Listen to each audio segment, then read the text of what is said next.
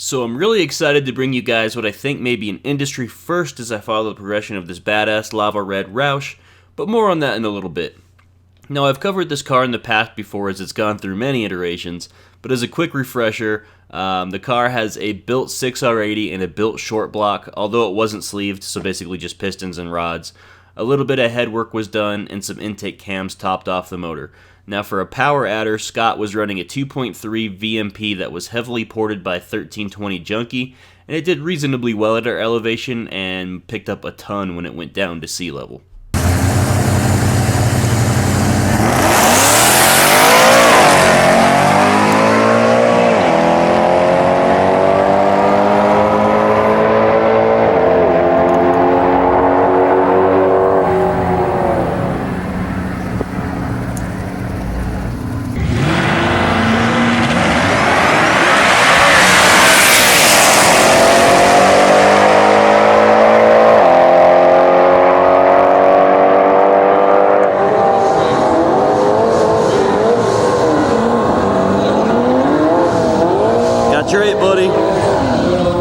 Now at this point, essentially, Scott decided to switch to the Gen 3 2.9 front feed Whipple.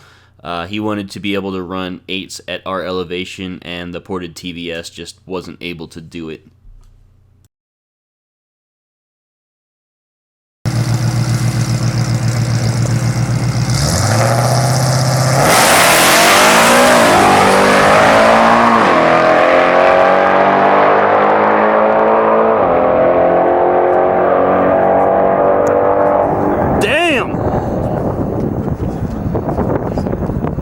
Unfortunately, he never really got the chance to fully maximize the combo as a valve got eaten. I'm not exactly sure what happened to cause the failure, but he decided to go balls deep on the build.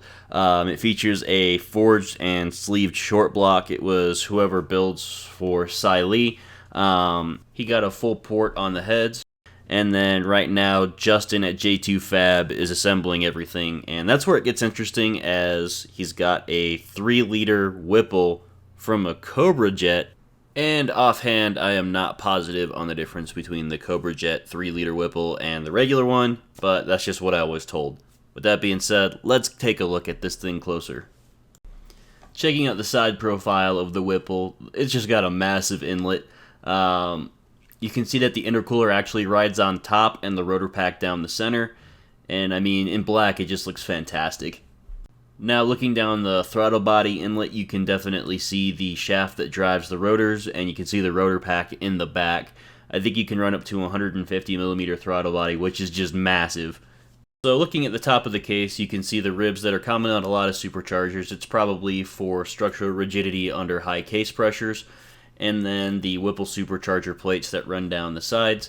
I'd actually like to see somebody in the aftermarket make custom ones of those, which would be pretty interesting.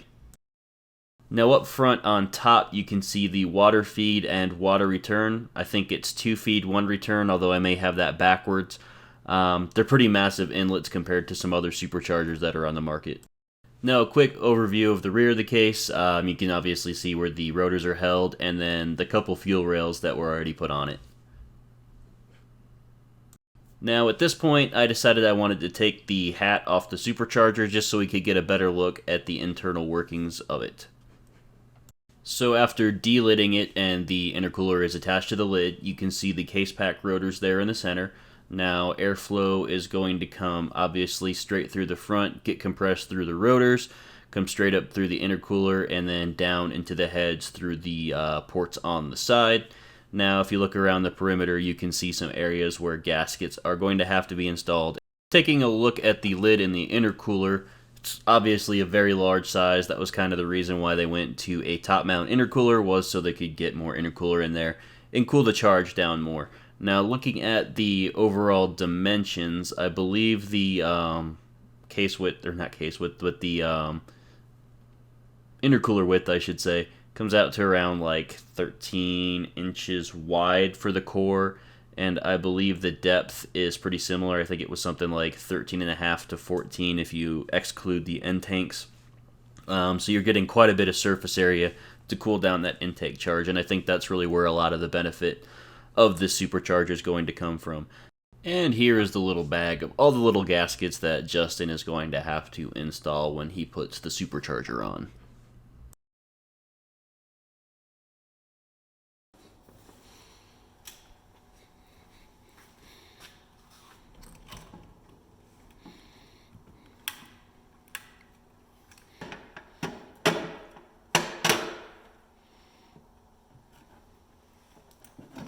That is pretty beastly looking.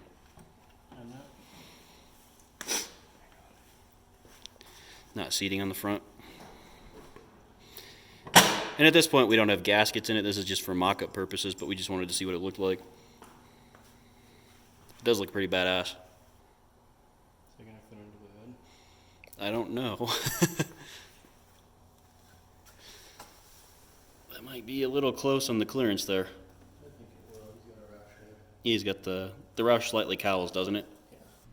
Alright guys, so that wraps up today's video. Now, I'm going to continue this series when it gets to like dyno time and stuff like that, but I can't cover this specific build as in depth as I am with the Factory 5, as it is a shop that's building this, and the Supercharger really isn't built for this chassis quite yet, so there may be some fabrication that needs to happen in order to get it to work.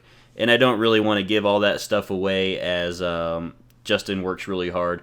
If you want to follow him, he is J2 Fabrication. You can find him at like www.j2fabrication.com or something like that. He's also on Instagram and Facebook. Now that being said, we did hit 2,000 subscribers the past couple weeks, so thank you very much for following me. I truly appreciate it. You guys have a good day.